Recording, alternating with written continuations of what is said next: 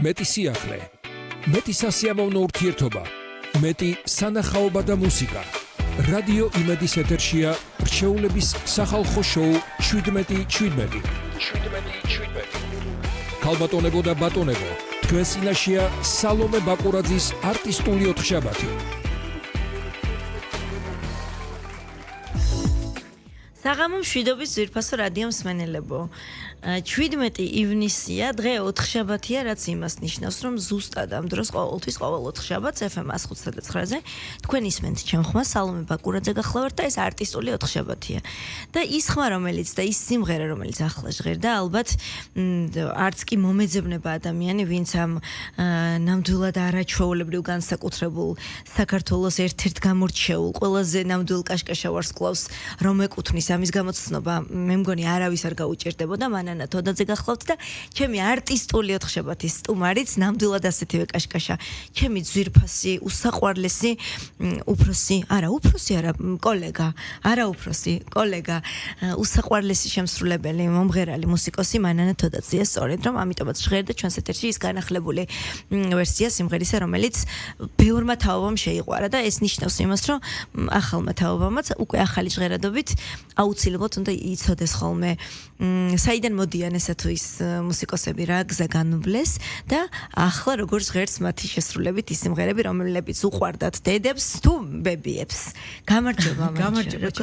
გამაწითლე იმდენი რაღაცა ილაპარაკე ჩვენს. არც ერთი სიტყვა ტყუილი არ ყოფილა. მოგესალმებით ჩემო ძვირფასო მსმენელებო, მე ბედნიერი ვარ, დღეს ჩემ სალომესთან რომ ვარ სტუმრად. და აი სწორად აღნიშნე რომ თაობები გაიზარდნენ და მე ვიტყოდი რომ რა ბედნიერი ბავშვობა ქონდათ ყველას, არა ხო ქონდათ ბედნიერი ბავშვობა, იყო პასუხი აუცილებლად იქნებოდა კი რო რადიოს ეს პრინციპი ქონდეს. რატო ახლა რო ვიხსენებ ხოლმე აქ ამ გადმოსახედიდან, არა რაღაცა უფრო ხალისი იყო, რაღაცა უფრო სიკეთე მეტი იყო, სიყვარული მეტი იყო და როგორ მინდა რომ გაგრძელდეს ეს ყველაფერი, იმიტომ რომ აი მე სულ სიამაყით ვამბობ რომ მე ბედნიერი ადამიანი ვარ საქართველოს მიზეზღალზე რომ დავიბადე და ასე ტრადიციებზე გავიზარდე რაც ქართველებს და საქართველოს გააჩნია და ბედნიერი ბავშვობა ქონდა ყველას აბსოლუტურად. ხო ესეა სალომე? კი, ნამდვილად მიუხედავად იმისა, რომ მე 90-იანებმა მომიწია, არის რაღაც პერიოდები, ის რთულეები, რომელიც დაუშვათ ყველა ოჯახს ქონდა, თითქმის ყველა ოჯახს.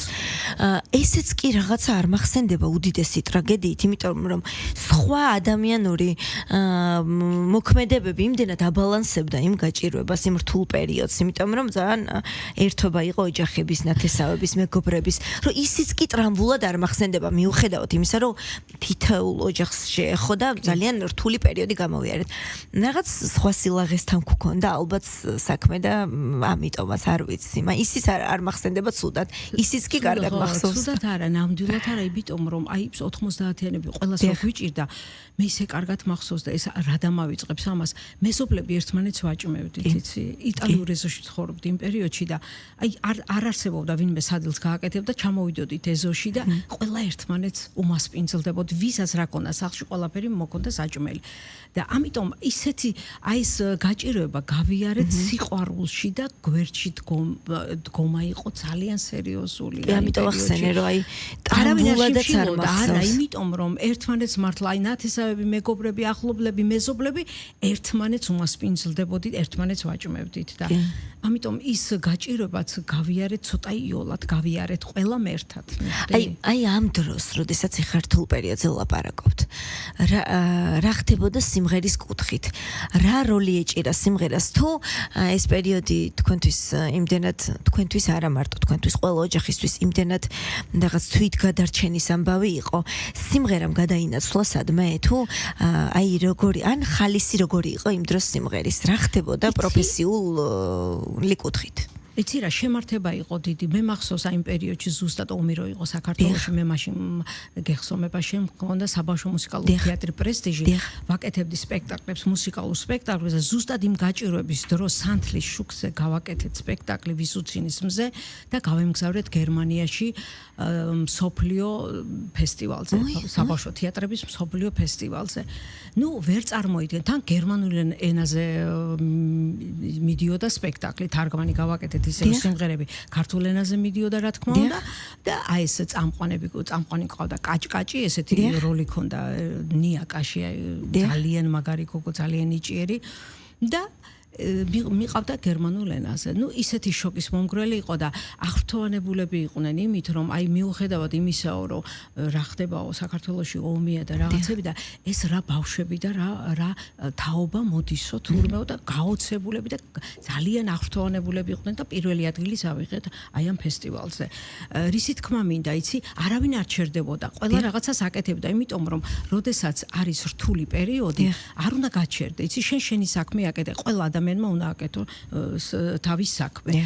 და რა ვიცი, აი მე ვფიქრობ, რომ აი კიდევ ერთხელ გაუსმევ ხას, ჩვენ ერთმანეთს გადავატანინეთ მეზობლებმა, მეგობრებმა, ახლობლებმა, ნათესავებმა, აი ეს დიდი გაჭირობა, რაც იმ პერიოდში ტრიალებდა საქართველოში.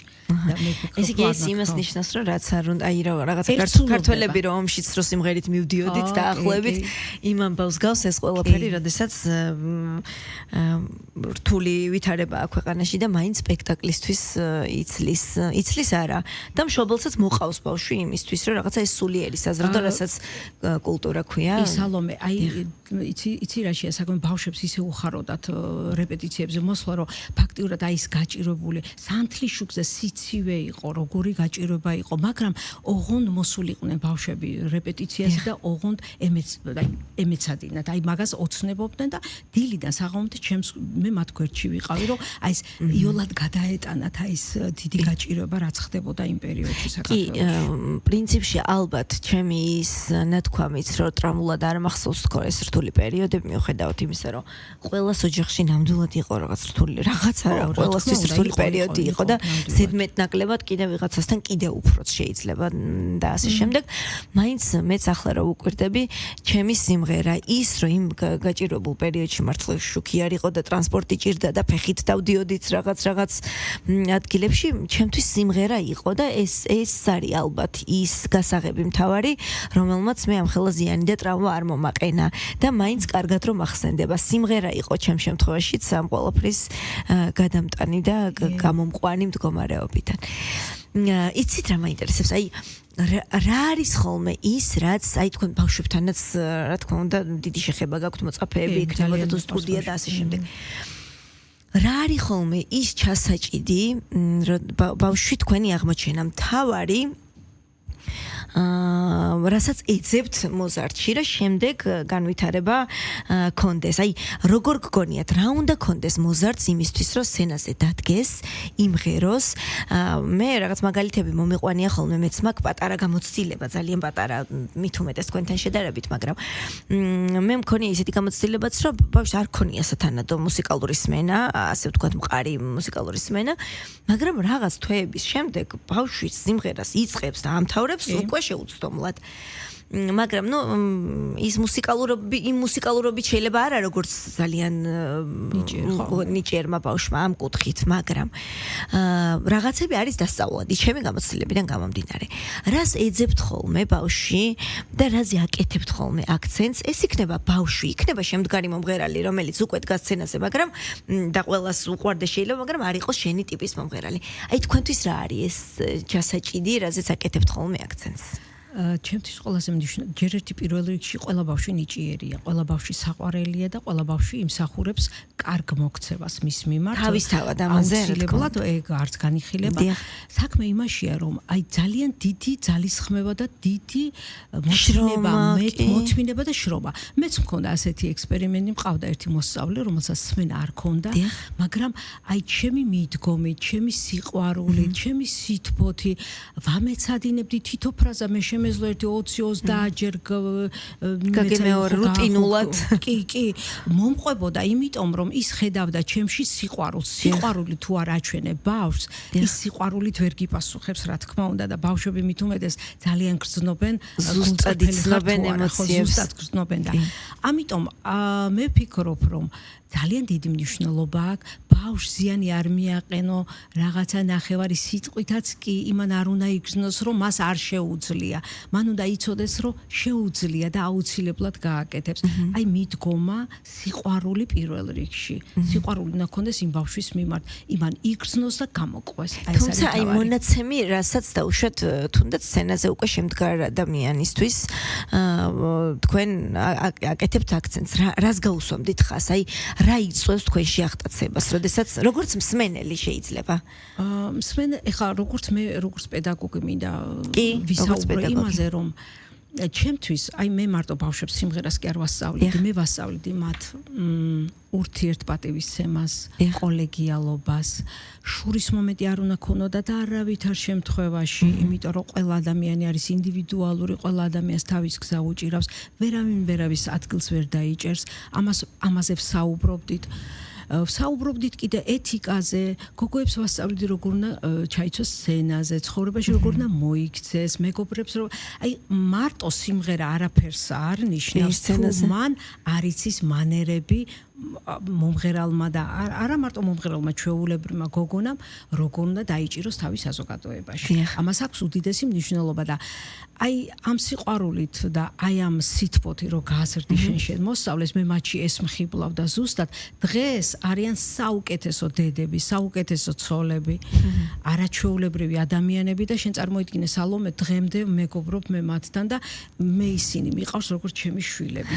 თქვენთან მეგობრობა ერთი სიამოვნებაა. შემიძლია მეც აღნიშნო, რომ ნამდვილად ასე იქნება, დარწმუნებული ვარ. ხო და მხიბლავს მე ადამიანში რა იცი გულწრფელობა საერთოდ მე არ მიყვარს ადამიანი რო იტყუილება, იმიტომ რომ დღეს ვერავის ვერ მოატყუებ, ყველა გრძნობს სცენაზე სიყალბე ძალიან მკვეთრია და ჩანს. აი უნდა იყო გულწრფელი მაყურებლის მიმართ, რასაც აკეთებ, შენ უნდა გიყვარდეს იმას, რას აკეთებ და შენი სიყვარული უნდა გადასცე მერე მაყურებელს. აი ამას ვასწავლიდი და ეს მხიბლავს ყოველთვის მე, როდესაც გულწრფელობა არის ყველაზე მთავარი. შენ თუ გულწრფელად გამოდიხარ და აი გულით მღერი ხარ, სულით მღერი ხარ, ყველა სიტყვა უნდა გაატარო საკუთარ თავში, თორე იმას შენ სიყვარულით ვერ გადმოსცემ სხვაგვარად. და ეს მხიბლავს ყოველთვის მე მომღერლებში, მე იმ წუთში ხვდები, ვინ არის გულწრფელი, ვინ როგორ მღერის და გიждები ნიჭიერ ადამიანებს საერთოდ. აი ჩემთვის არის მიჩუყებს ძალიან. მე შემიძლია ვიტირო კიდეც კარგ ნამღერზე, ჩემი კოლეგისგან ნამღერზე და რა ვიცი, მე ვფიქრობ, რომ ეს ყველაზე დიდი ძალა საერთოდ. რა გახსენდებათ თქვენ ცხოვრებაში?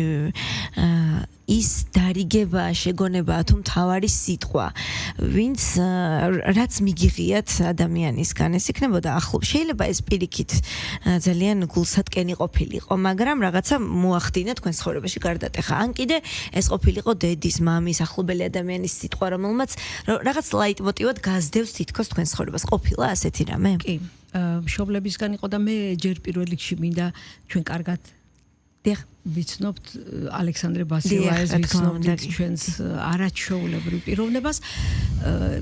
იმ პერიოდში, როდესაც მოვედი იბერიაში, რა თქმა უნდა, იყო ბევრი ჭორები, მithქმა მოთქვები და მე გაოცებული ვისმენდი ხოლმე ამ ჭორებს, სუბტიროდი, ძალიან ვნერვიულობდი.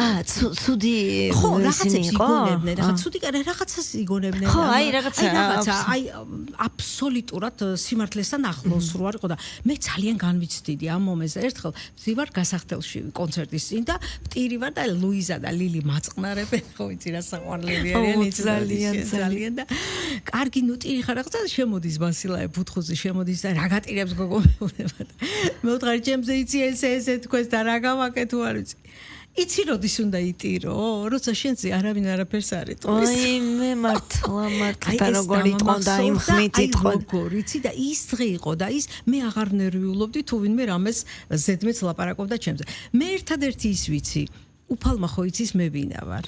უფალმა ხო იცის მე როგორ ვიქცევი და როგორ ცხოვრობ. ჩემმა მეგობრებმა ხო იციან ვინა ვარ და ვიღაცამ თუ არ იცის ალბათ გაიგებს ისიც ვიღაცა ეთქვის. საკუთარ თავთან იყო მართალი ეს არის ყველაზე რთული და ყველაზე ნამდვილი. საკუთარ თავთან. და მეორე მახსოვს თელი ცხოვრება წეღანყვებოდი ერთად რო ვიჯექით. მამა ჩემი სულ იმას მარიგებდა და მეუნეოდა რომ შვილო არასოდეს შენი კარგად ყოფნით სხვა არ გაანერვიულო. ეს რას ნიშნავდა რომ თავში არ უნდა აგივარდეს, შენი კარგად ყოფნით არ უნდა იმეტიჩრო. ხო, თავი არ უნდა გადააჭარბო. მეც ჩემი შვილებიც ასე გავზარდე, ჩემი შვილიშვილებიც რომ მინდა ყველა იყოს მოგზალებული, იმიტომ რომ ყველა ადამიანი იმსახურებს ბედნიერებას, კეთილდღეობას და შენი აი ზედმეტი კარგად ყოფნით, ჩვენ სხვა არ უნდა გაღიზიანო, ხო, არ მიყვარს ეს ზედმეტი რაღაცები და აი ეს ორი რაღაცა ჩემს ცხოვრებაში არის აი ტაბუ დადებული, აი ძალიან მახსენდება ხოლმე სულ ხშირად აი ეს გამონათქმები. იცით რა, ჩვენ კიდე გვაქვს დრო იმისთვის, რომ ბევრ საინტერესო თემებზე ვისაუბროთ და არ მინდა ისე რომ რამდენიმე კითხვა უკვე თავში მიტრიალებს, რაც უნდა გკითხოთ, მაგრამ ალბათ ჩვენს რადიო მსმენელებს ძალიან გავახარებთ თუ მუსიკალურ ნომერს თქვენი შესრულებით, რა თქმა უნდა, შევთავაზებთ. ამიტომ დარჩით FM 105.9-ზე, გიტოვებთ მანან თოდაცის განსაკუთრებულ ხმას FM 105.9-ზე და ჩვენ ისევ დავბრუნდებით მეორე ბლოკით.